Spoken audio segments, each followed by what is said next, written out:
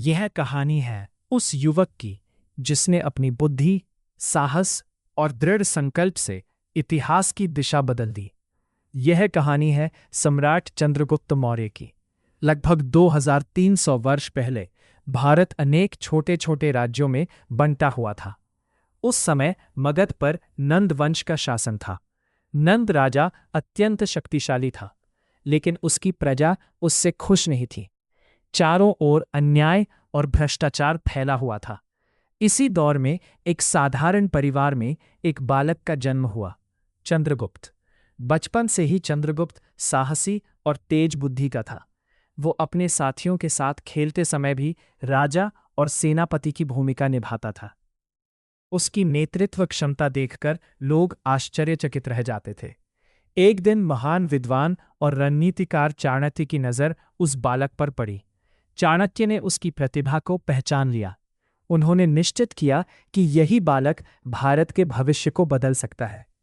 चाणक्य ने चंद्रगुप्त को शिक्षा देना शुरू किया। उन्होंने उसे राजनीति, युद्धकला, कूटनीति और नेतृत्व के गुण सिखाए। वर्षों तक कठिन प्रशिक्षण के बाद चंद्रगुप्त एक कुशल योद्धा और बुद्धिमान नेता बन गया। उधर नंद वंश का अत्याचार बढ़ता जा रहा था। चाणक्य और चंद्रगुप्त ने मिलकर उस शासन को समाप्त करने का संकल्प लिया, लेकिन यह आसान नहीं था। उनके पास न बड़ी सेना थी और न ही विशाल धन संपत्ति।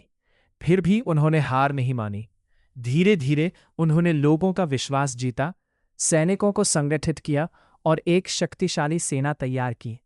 कई संघर्षों और युद्धों के बाद अंततः चंद्रगुप्त ने नंद साम्राज्य को पराजित कर दिया। मगध की राजधानी पाटलिपुत्र पर उसका अधिकार हो गया। यहीं से शुरू हुआ मौर्य साम्राज्य का स्वर्णिम अध्याय। चंद्रगुप्त केवल एक विजेता नहीं था, वो एक कुशल प्रशासक भी था। उसने अपने विशाल साम्राज्य में कानून और व्यवस्था स्थापित की। किसानों, व्यापारियों और आम जनता की सुरक्षा सुनिश्चित की गई। सड़कों, व्यापार मार्गों और प्रशासनिक व्यवस्थाओं को मजबूत बनाया गया। कुछ वर्षों बाद पश्चिम से एक नई चुनौती सामने आई। यह चुनौती थी सेल्यूकस निकेटर की, जो सिकंदर महान के साम्राज्य का उत्तराधिकारी था।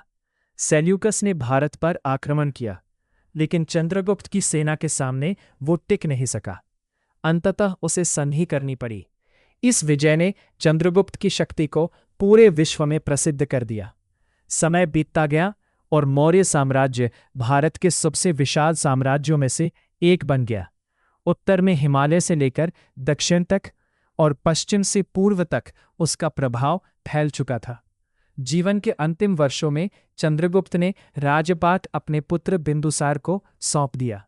कहा जाता है कि बाद में उन्होंने आध्यात्मिक मार्ग अपनाया और शेष जीवन तपस्या में बिताया, लेकिन उनका नाम इतिहास में अमर हो गया। जिसने गरीबी और संघर्ष से शुरुआत की, वो भारत का महान सम्राट बना।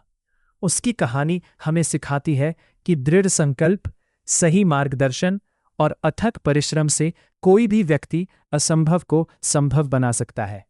यही कारण है कि आज भी सम्राट चंद्रगुप्त मौर्य को भारत के महानतम शासकों में गिना जाता है।